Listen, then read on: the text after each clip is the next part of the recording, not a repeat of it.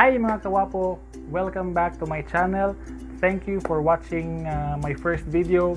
This time, I'll be sharing to you another informative tips kung bakit LG ang pipiliin yung ref. Kung nagpaplano kayo mag-upgrade or bumili ng bago, listen to me, watch this video because at the end of this video, you will know kung bakit LG ang ref na gagamitin o bibilhin nyo. Are you ready? Let's begin!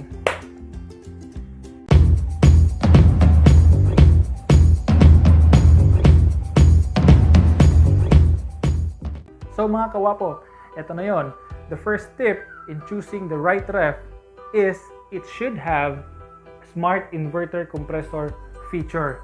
Ano ba yung smart inverter compressor? Well, it is an innovation of LG wherein yung andar ng compressor ay magdedepende kung gaano karami ang laman ng ref mo. Di ba very unique? So, unlike non-smart inverter compressor na ref, na kung merong laman o wala yung ref mo, ganun pa rin yung andar niya. Well, sa LG, iba. Yung andar ng compressor mo is magdedepende kung gaano karami or kakonti ang laman ng ref mo. Ngayon, anong benefit nito para sa'yo?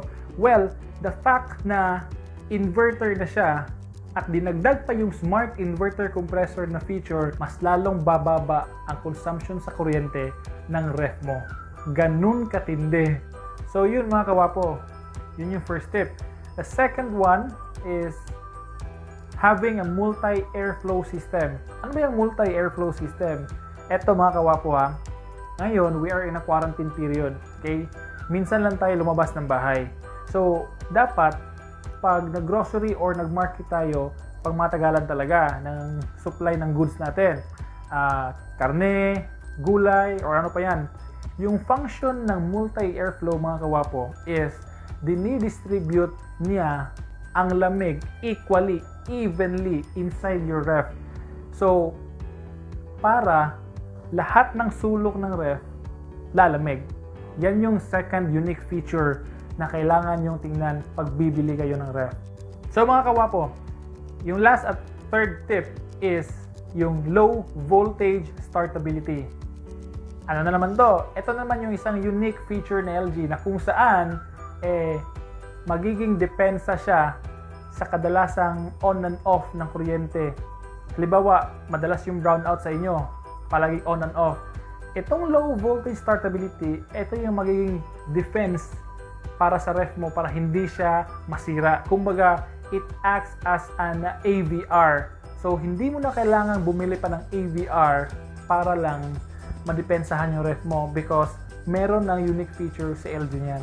So, yun po mga kawapo, yun po yung tatlong tips kung bakit dapat LG ref ang bilhin nyo. Yun pong tatlong unique features na yun ay hindi nyo po makikita sa ibang brand. Only LG offers those three unique features. So, what are you waiting for? Gora na! Let's go mga kawapo! Abangan nyo yung next video ko because I will be giving another informative tips that will surely answer your needs. So, see you later! Bye mga kawapo!